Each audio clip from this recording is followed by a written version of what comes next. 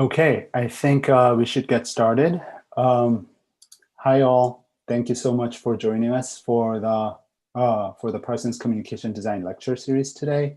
My name is Irun Kang, Assistant Professor of Interaction Design in the BFA Communication Design program. And today I'm excited to introduce John Sueda, who is joining us today from the West Coast. Originally from Hawaii, John has practiced design everywhere from Honolulu to Holland. After earning his MFA in graphic design from CalArts in 2002, John founded the design studio Stripe, which specializes in print and exhibition design for art and culture. He is currently the chair of the MFA design program at California College of the Arts in San Francisco. So thank you so much for today's lecture, John, and I'll let you take it away from here. Thanks, Rune. Okay, let me share the screen. Okay, wait a second. And do you guys see the date on the screen? Okay. So yeah, thanks Rune for the kind introductions. Thanks Parsons for inviting me, and thanks for all of you who are here today for the talk. I want to say hi to, I saw a lot of familiar faces really quickly. I want to say hi to Juliet, Cesar, Casper, Lucille, and and Kelly, and all these really nice people that I know that teach at Parsons. So thanks for coming.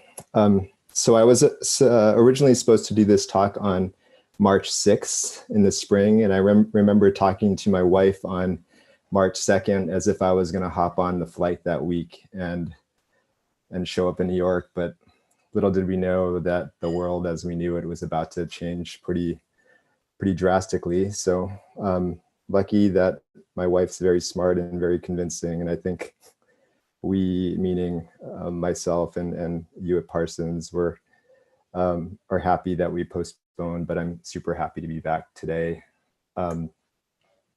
So whenever I'm asked to do a talk, I really have a lot of challenges trying to decide what to show, and now with doing everything on Zoom and having it broadcasted to everybody, you can't really get away with doing an old talk or recycling the same lecture for two different schools anymore. So all my old tricks are gone. So today, in revisiting doing this talk for you 6 months later, I wanted to focus on the concept of working from home, not only because most of us have been doing this for a while now, but it kind of represents a portion of my practice and a type of autonomous work that I do, which is homemade in a sense, and self-generated, like it's basically self-generated content that's sort of conceptualized, designed, produced, and distributed from my home. So this is also a type of work I'm mainly doing now, since most of my clients are in the art sector, have canceled or postponed most projects. So today I made a selection of about 6 projects that are more or less created in-house or literally in my house. So to be honest, this big shift that most of us made 6 months ago wasn't that big of a change for me. I've been working from this converted garden shed in my backyard for almost 10 years now. It's about 100 square feet, 150 square feet, with a desk, printers, and all the basic tools I need to make things. About 4 years ago, I bought this beast, an old 90s Riso, and with it, I started producing small edition publications and prints myself, painstakingly printing, cutting, folding, and binding each one by hand. Normally, if I'm lucky, I'll pack up a few orders on Fridays and take them to the post office and ship them off to their new owners. However, more often than not, I'm mainly using my studio as a holding facility to store boxes of publications I've designed. I eventually plan to sell these books so I have some space to work in my studio, but also earn enough money to make the next thing. So before I get into the projects, when I talk to students, I really do feel the responsibility to clarify that I actually do have clients, and I do most of my work in the area of contemporary art, working closely with curators artists and on exhibitions, designing everything from books to printed material to the exhibition environment itself. In all of my work, there's an important emphasis on typography and the physical aspects of graphic design that goes beyond the image on a printed piece of paper, hopefully. The materials, printing techniques, and the object quality of the work become very important.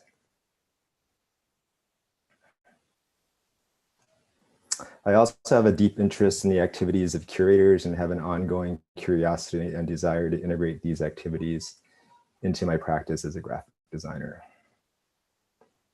So although today I'm going to sort of separate out a portion of more self-generated work, I don't see that type of work and work for clients as being in parallel or proximity to each other. I more or less think of them as one and the same entity, and each situation and experience informs every project, no matter what the context. So this is a series of projects called the Unrealized Archive that I work on with a friend, Chris Hamamoto. The project is a spin-off of one of these exhibitions I curated called All Possible Futures that happened in 2014. I'm not going to go deep into the exhibition itself, except to explain that it explored the idea of speculative practices in graphic design. At the time, I was looking within graphic design to find a parallel to paper architecture practices of the 1960s and speculative approaches in other disciplines where critical or discursive methods were considered legitimate methodologies.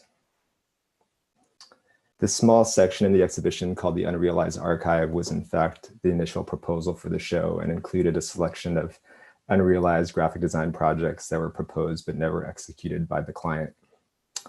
This compelling body of forward-thinking work made me wonder how these projects, which might have broken new conceptual and technical ground, could be seen and enter the larger discourse of graphic design. Upon the conclusion of the show, the Unrealized Archive emerged as a platform to allow these lost explorations built on speculation and uncertain ground to be made visible to the public and critically discussed. Chris and I decided to continue the Unrealized Archive format as a publication that would explore this area in greater depth. We were interested in the idea of creating almost an alternative or counterfactual history of graphic design by expanding this archive over time. So in 2017, we republished the Unrealized Archive section of the exhibition as a small edition risograph book. So we sort of bound it as a kind of loose leaf edition with a clip that kind of resembles like these sort of PDF decks that we would show like in real in-person meetings. Now we just do them as PDFs that you can kind of take apart and look at. Here's a quick animation of the publication. It featured projects from Peter Bielak, Jeff Keedy, Mavis Van Dersen, Bob Alfelder, Sulky and Min, William Henry Lucas, Les Experimental Jet Set, and Zach Keyes, sorry.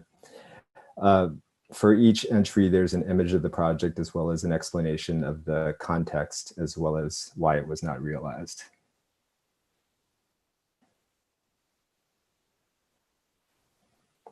I'm going to show a couple examples from the projects. This is a graphic identity for a Dutch agriculture ministry called Het Naturlijkheid, designed by Peter Bielak. This ministry informs people about endangered species of animals and provides information from a large database about flora and fauna. Peter proposed to use the database as their identity. It would combine the database with an electronic address book. Every time a letter was sent out, an address would be printed on the envelope along with the information about what flora and fauna live in the recipient's square kilometer based on reading of the recipient's postal code. The reason why it wasn't realized is the client thought the identity was too understated, and more importantly, the technology for this kind of automated database-driven identity didn't exist or have any precedent. This is the identity for IUAV by Mavis Van Dersen, proposed in 2003. IUAV is an architecture school in Italy. The concept of the identity was a single typeface that contained 8 different character forms encompassing the history of typography that would randomly alternate when typed out. This system was a visual metaphor for representing different schools of architecture, like houses of different styles built next to each other. The reason it was unrealized is that it was a pitch against other studios and the proposal was not selected. For issue 2 of the Unrealized Archive, we continued the trajectory of issue 1, soliciting designers for more works which were either rejected by clients or were more speculative in nature. For variety, we bound this issue as a sort of tall and skinny format. A lot of the publications I do are kind of, in a way, sort of trying to be economical and have the least amount of trimming. So everything's kind of a folded version of 8.5 by 11 or 11 by 17.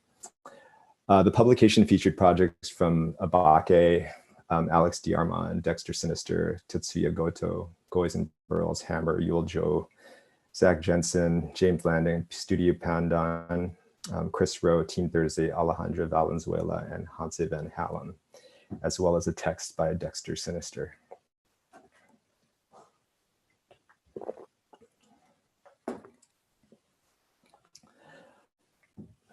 The works that were received were diverse, ranging from proposals to clients that were rejected for unexpected reasons, like this identity for the Jeonju International Film Festival in 2016 by Yul Jo, which had unintended political connotations with the red circles.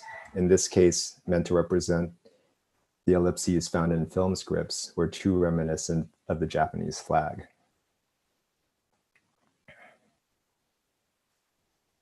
Zach Jensen's proposal for a standardized system for US presidential candidate materials for the 2008 election that would also act as information design, expressing candidates' leanings in their campaign graphics. This is a self-generated discursive project and had no client.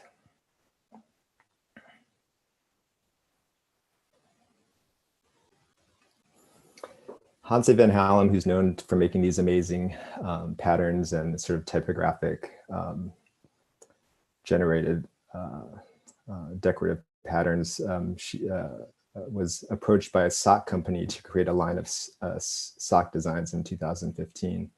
She says the company was instantly enthusiastic about her first initial rough sketches, that they went straight into producing 3 single prototypes. In retrospect, Hanse thinks she should have stopped them from prototyping such rough versions, since the client seemed disappointed in the results of the graphic translation to knitting and discontinued the project. Shortly after the issue was launched, we were offered the opportunity to translate the publication into a show for this San Francisco-based gallery called Institute of Advanced Uncertainty. In this context, the exhibition acted more as a supplement to the publication, whereas typically you have an exhibition, you base a publication on it. In this case, the relationship was inverted. The exhibition was much more of a fragment of the work, so you needed the publication in hand in order to experience the show. This is issue 3 of the Unrealized Archive, which we launched in the summer of 2019.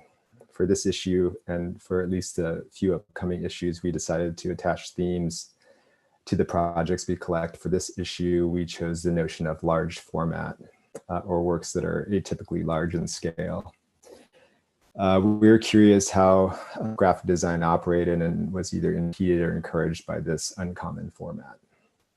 In this issue, Chris was teaching a summer abroad course and was taking students from CCA to Seoul, South Korea for the summer. So we decided to create a bilingual issue that we would produce both in America and Korea and launch in both places simultaneously.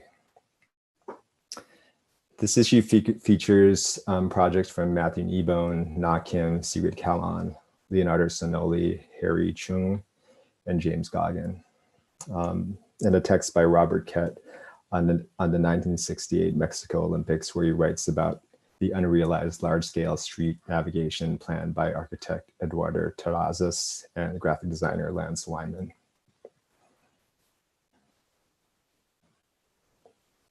A few examples from the issue. This is Na Kim's proposal was was for celebrating the South Korean arts institution MMCA's relocation to a new building.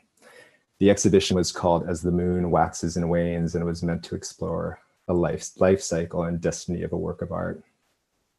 Na drew inspiration from researching their extensive archives. She found a newspaper clipping from 1993 of a road sign with a misspelling of the institution, which is pictured in the top left. She proposed a new signage facade that signaled a moment where the institution lost control of its identity in the public domain due to the typesetter's mistake, an alternative history in a sense. Na's proposal was rejected because the museum was uncomfortable about the art installation being misunderstood as official signage. Na made a second alternate proposal that was also rejected, and in the end declined participation in the show.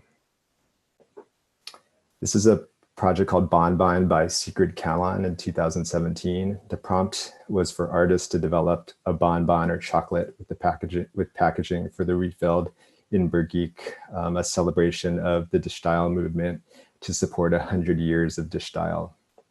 The candies were to be made by a chocolatier. Sigrid imagined these chocolates as modular and could be broken apart and recombined for nice Instagrammable displays at parties. The reason why it was unrealized is the chocolatiers took so long to figure out how to produce the chocolates that the year of Dichtstyle was over. This is the last project from this series. This project is called Let's Do Something Impossible by James Goggin. In June 2014, the Chicago Design Museum became a permanent archive and gallery in the city. And to celebrate this event, they commissioned different designers to propose poster projects using the phrase, "Let's do something impossible" as a prompt. James's proposal aimed to respond to the phrase very directly and include Chicago's design landscape, in this case, the architecture. Skyscrapers downtown are frequently used as surfaces for urban style typesetting. Office windows lit up to spell out messages in support of local sports teams. James' proposal suggested instead of disparate messages on each skyscraper, he could spell "Let's do something impossible" on different buildings across the city skyline, then rent a helicopter and take a photo of it at night and use it for the poster. James began contacting every building manager, in-house electricians, and superintendents to coordinate a date, but in the end ran out of time and couldn't meet the deadline. Here's a little bit of the process of making the issue. We printed both in Korea and in the US. This is Corners, a studio and printer located in Yeojiro, South Korea, who printed the Korean version. They have a much better machine than I do, a four-color Riso, which is very nice. This is my American version that I did in my studio.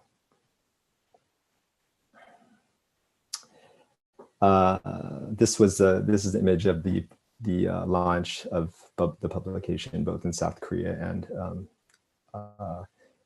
and at the Book Society, and in San Francisco at the SF Art Book Fair. Okay, new project. In a way, this is also an unrealized project that's recently having a second life. It's called On Publishing: Graphic Designers Who Publish, and it was originally created for the SF MoMA Small Press Book Bazaar in December of 2019. The publication was initially created as a set of standard interview questions for graphic designers who involve themselves in publishing as a part of their practice. These simple set of questions inquire about the motivation and challenges of this endeavor and include a range of studios like Invoco, Gato Negro Editions, and Actual Source, who are established publishers and take this business quite seriously, to studios more like myself, who are in a way super amateuristic, using book fairs and convenient distribution channels as inspiration to self-generate publications. Of course, in my amateurism, the week before this SF MoMA event, my Riso broke down and I was only able to make 6 copies using a local copy shop. A few months later, we were about to restart the printing of the edition, aiming to launch at the SF Art Book Fair in summer 2010. summer of 2020, but of course this pandemic began and the SF Art Book Fair was canceled. And suddenly there was this huge wrench in our plans. Priorities changed, the economy was tanking, and limited edition risograph books are certainly not considered essential. For a little while, people were even nervous about getting packages in the mail. So we really took the time to sort of rethink this project and saw it as an opportunity to shift gears. Chris and I have always been interested in web to print design strategies. And after adding Will Ruby, a really skilled designer and programmer to our team, we ended up translating the print publication into a website with the capacity to generate a printed publication. This site that you're seeing here allows you to generate a custom PDF with a unique cover that can be sent to Lulu if people want to order a physical booklet. So I'll just let this run. At the end of this video, you'll kind of see the bookmaking process. You can also see the designers who have participated in it as well in this list. So you hit that make a book, and you can kind of click on any of the interviews you want to have printed. If you want all of them, you can select all, and you compile book, and it generates this PDF of all the interviews you want to include in the publication.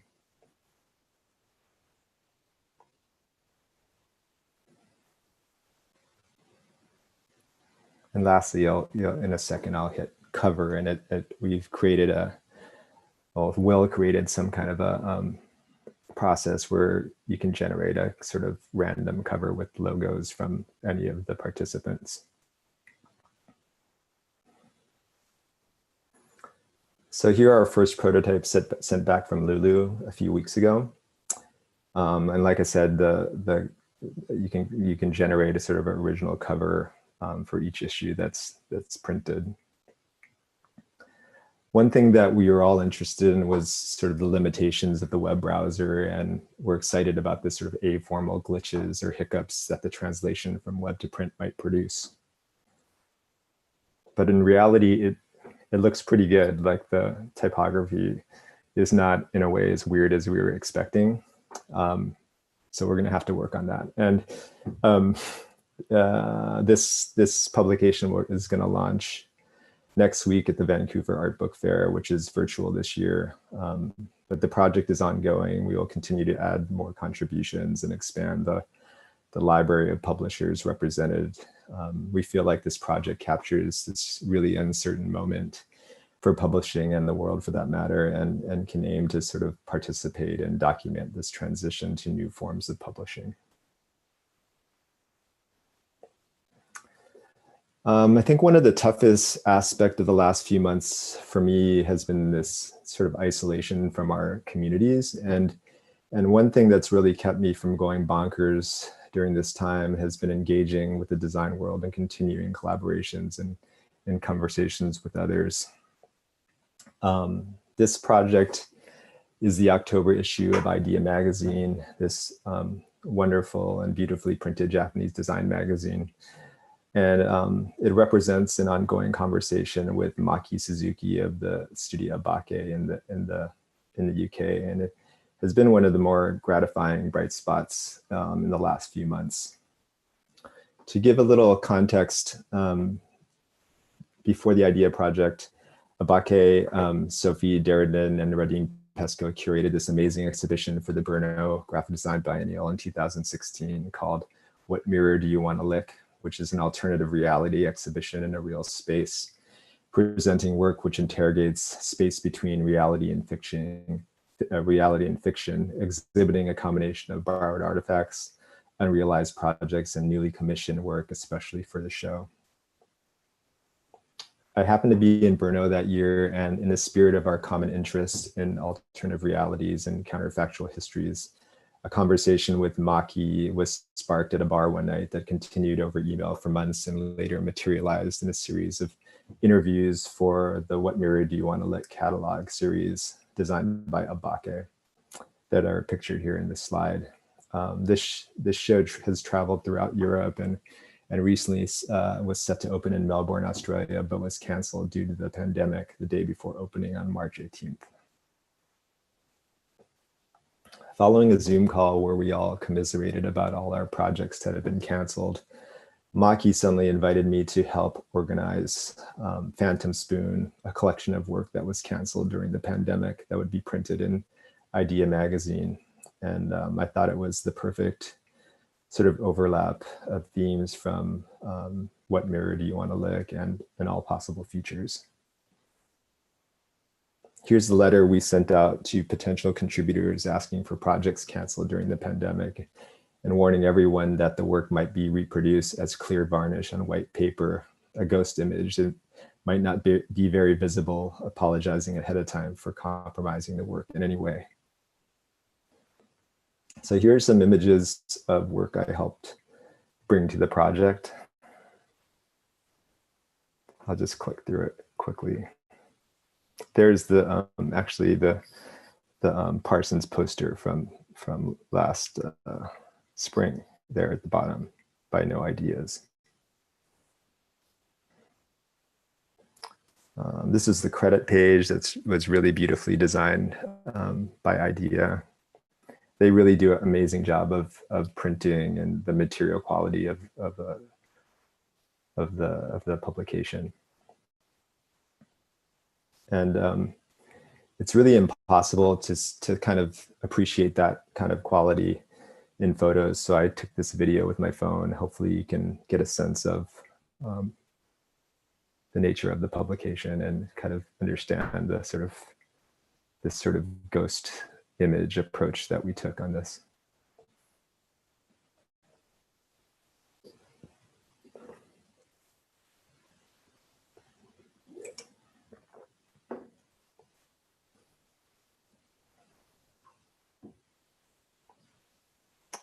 It goes on for a while. So I in closing for this project, I really want to thank Maki Suzuki for inviting me to help with this project, and Idea Magazine for executing such a sort of strange idea in a beautiful way.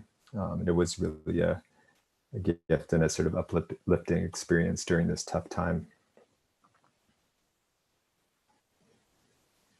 Okay, so this is the last project I'm going to show. It's called Working From Home Works For Me. And I started this project on April 1st, the first day my kids had virtual school from home in the spring, and it officially ended on August 25th, my kids' first day of school, also from home in the fall. So here's a partial timeline early in the COVID-19 pandemic with my original lecture at Parsons stuck in the middle there. And as I mentioned earlier, on March 2nd, I was totally ready to jump on a plane and come to New York until my wife talked some sense into me. So in retrospect, it shows how quickly this situation evolved. And in this case, the endpoint of this timeline is March 17th, the day Northern California residents were ordered to shelter in place. So I'm not sure what got into me in this project, since I really do prefer to stay under the radar, and I don't really like to put myself into my projects. But I think maybe my excuse is I got a free website from Cargo Collective and all my projects were canceled. So I was really looking for something to do. And I thought this idea of documenting this transition of designers having to deal with their suddenly colliding home life, work, and for some of us, their children's education suddenly happening all under one roof simultaneously. So this is an image of the first day of school in the spring with my kids on the dining table. The project began concurrently as an Instagram channel or Instagram post and a website that started with this post describing my situation, working side by side with my kids in the dining room table for the first time. I'm not going to read it, but if you're interested, you can it's posted on the Instagram channel. Early entries to the project started as a prompt to friends to send me a picture of their home workspace with a short caption describing their setup and conditions. So here are some of the first entries. Martin Vanesky, who's a faculty member and friend in San Francisco.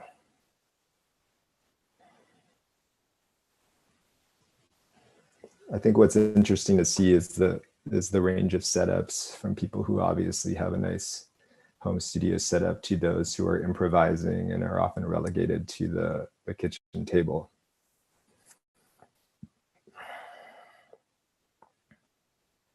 Brett McFadden, who's also a faculty member at our program, was one of the first to include a text. He says, there's no dedicated office at our house, so the workspace floats. Sometimes the couch, bed, dining room table. For me, it's mostly the breakfast nook in the kitchen. When it's warm, it feels very luxurious to have the doors open and almost be working outside, with kid wedged in the corner with screen time. In this entry, Michael Worthington from Los Angeles predicts how similar and homogenized all designers' workspaces look.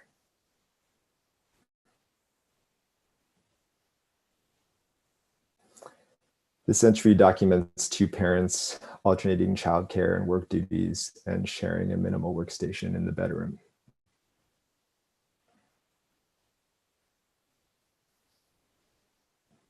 And this designer sincerely reveals the reality for many people who are just trying to figure it out.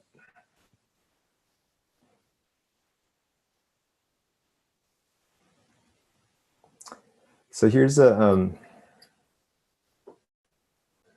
video of the website in its complete state. And to be honest, I've never been a part of a project that took off so quickly. I got over 100 contributions in a couple weeks.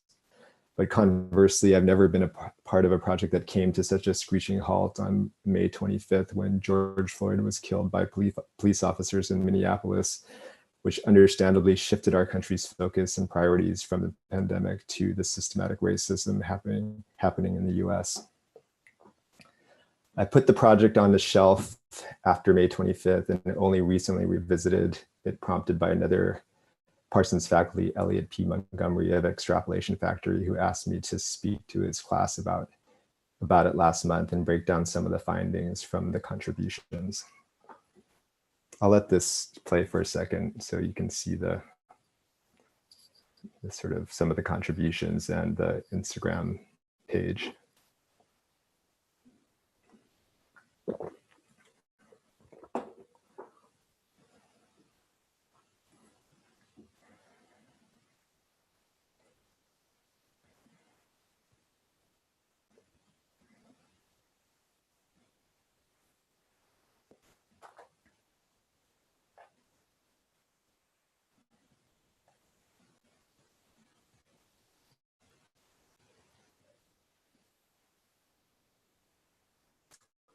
So here's some sort of after the fact observations about some of the contributions.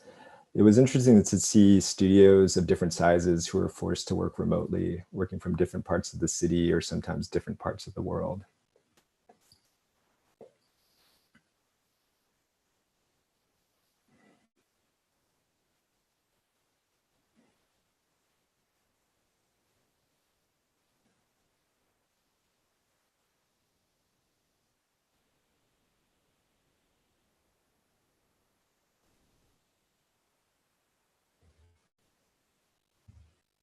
It was also interesting to view large tech entities like Google distilled to individuals' homes. It also revealed connections that I didn't expect. For example, this kid in the green shirt was an assistant in 2 different studios. And I actually know Fabian from Dynamo, but didn't, and I also know Nina Payne, but I didn't realize they were partners and lived together. So this is a big surprise in sort of looking at these contributions. I also didn't realize Nina had another partner in her studio who was in Zurich while she lives in Basel. I didn't also realize that Dynamo Type Foundry had so many employees. They have 12 people working in 7 countries, seven cities actually.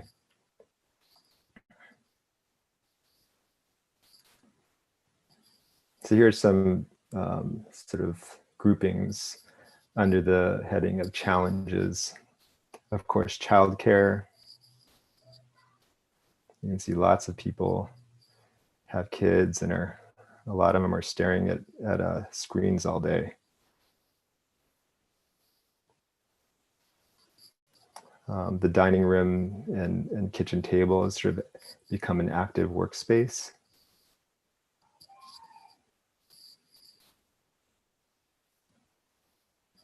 Also the couch.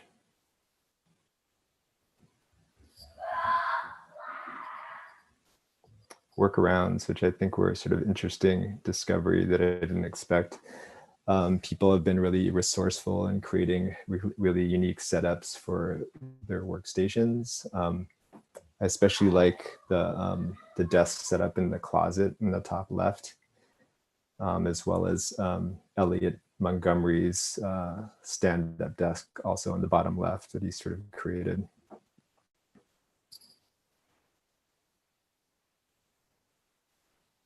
Productivity. A lot of people are working outside, kind of creating setups on their sort of balconies or backyards. There's a lot of co-working situations where people are sort of working all at one table or kind of rotating spaces, or created sort of tables with 2 screens facing one another. And finally, escape. A lot of people are escaping urban centers and sometimes living with family, or escaping to remote locations. The center bottom is a friend who moved back into his room that he last lived in high school, and thought it was such a strange experience to sort of go back in time that way. So here are just some closing shots of different contributions. And while I do this, I really want to thank all the designers who contributed to this project. I really did this project not for any sort of sociological research or anything like that, but sincerely as a way to reach out and hopefully bring our design community together during this really tough time.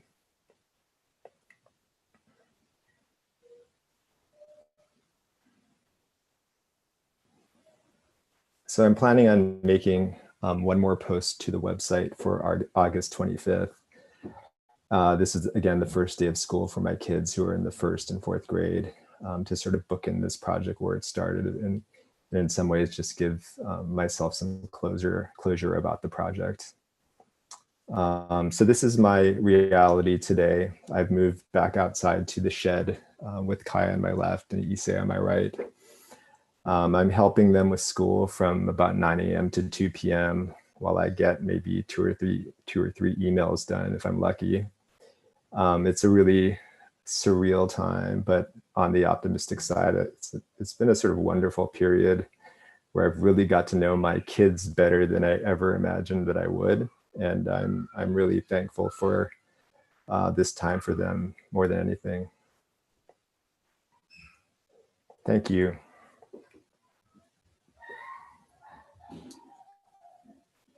Wow.